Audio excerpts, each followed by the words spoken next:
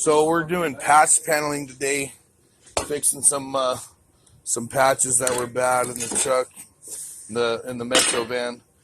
Some of the tools that you'll be using, you want your welder, welding helmet, your glove, stuck over there on the ground.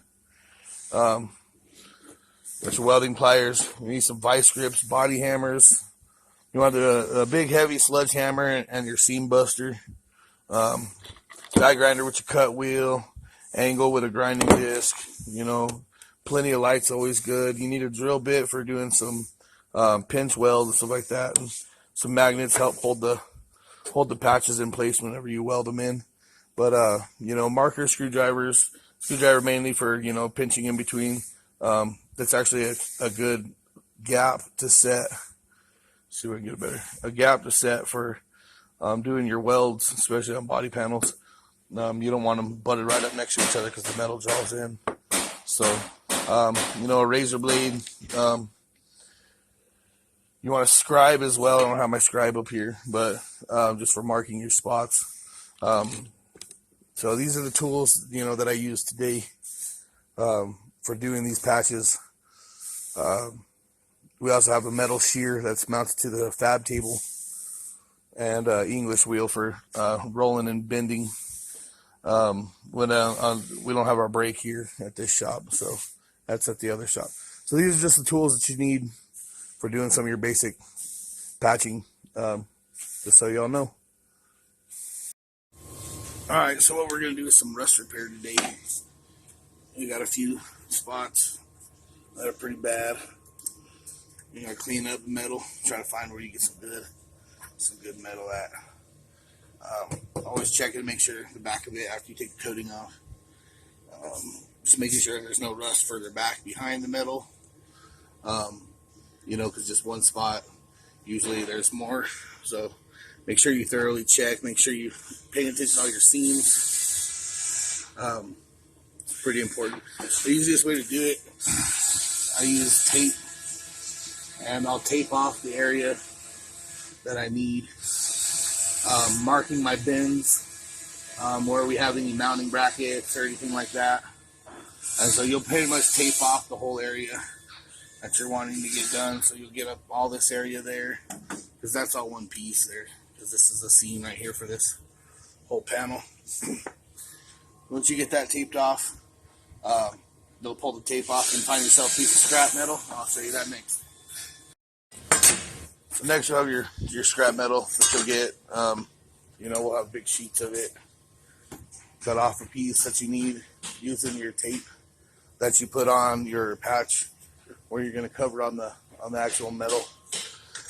Once you do that, you'll draw it out and use your shear. Pretty much try to get it as close as you can, depending on what kind of shear you're using. It's kind of a pain in the ass to get some of the corners. So this is just kind of a flat piece here, because it's got a brace that'll come up to the back right here, and it comes back there and then straight down.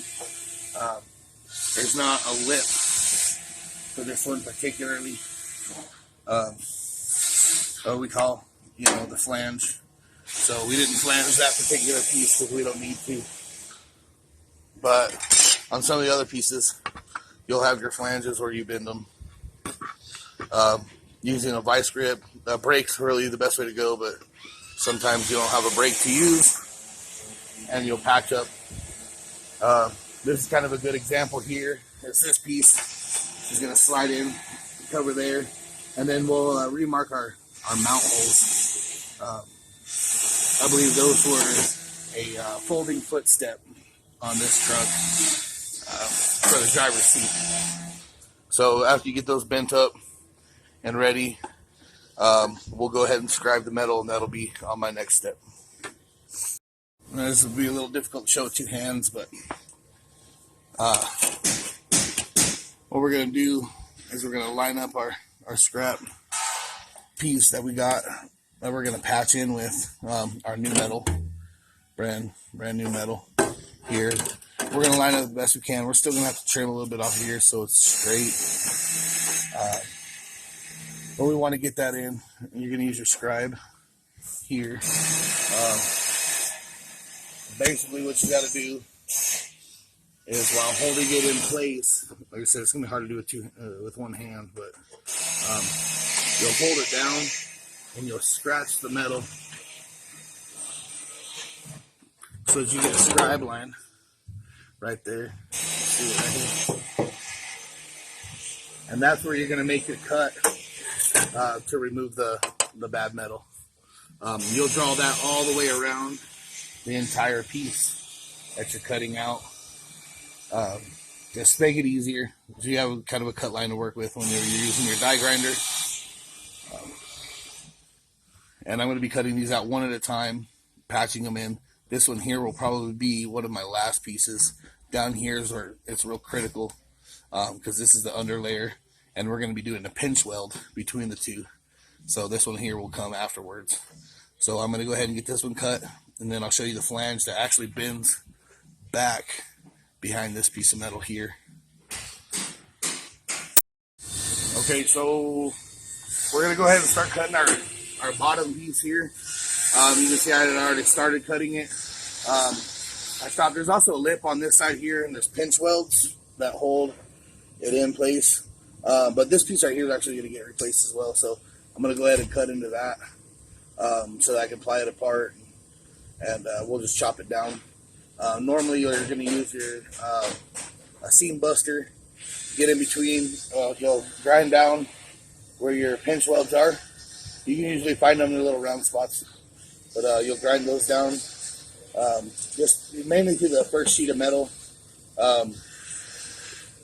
If we weren't replacing this, I would have ground those welds out from behind here, just to keep this piece of metal intact, unless you're going to weld in a new piece anyway.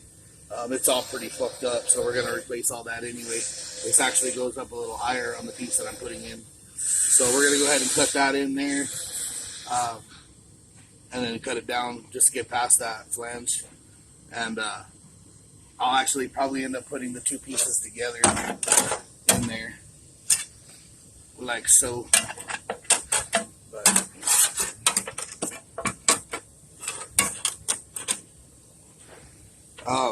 And you just make one piece to go all the way around, but they're not exactly one piece, so you want to make sure you keep the separation of the panels. Alright, I'll show you guys some more here in just a minute. Okay, so we were able to go ahead and get that piece cut out using the die grinder, cutting wheel, pretty quick, makes short work, especially with the metal shit, which this metal was. You can see all the pits in it, it's just garbage. Every bit of it. So we got that piece out. We're going to go ahead and weld it in. Like I said, we did that so we can get past that pinch weld. I was actually able to break it off after I heated up the metal. So it came out pretty easy. So we're going to go ahead and put this piece in. Like so. I have to do a little fitting on it. That's alright, nothing's perfect right away. Just move a little bit of metal. Shouldn't be a problem. We'll put this one in, but we're not going to do the pinch welds down here yet, because we're still going to put in our new panel for this end here. Alright, so after some shaping and a few other bends, that one was a little bit too much, so I had to back it off for the piece to fit. But, you know, a little bit of shaping with the old 36 grit. Just to knock down the edges and make sure everything's, you know, gonna fit correctly once it's put in place. Kind of hard to do with one hand, but you know, that's what your magnets are for. And we'll set that up with our piece. It sounds like Miguel's pooping over there.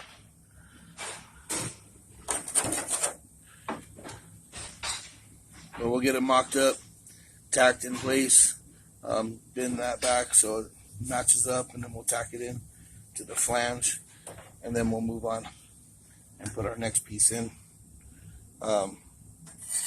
Just make sure everything fits good and your metal is all cleaned up. You can't have this. You want to get down to the bare metal here so you get a nice clean weld in there, but I'll show you that next.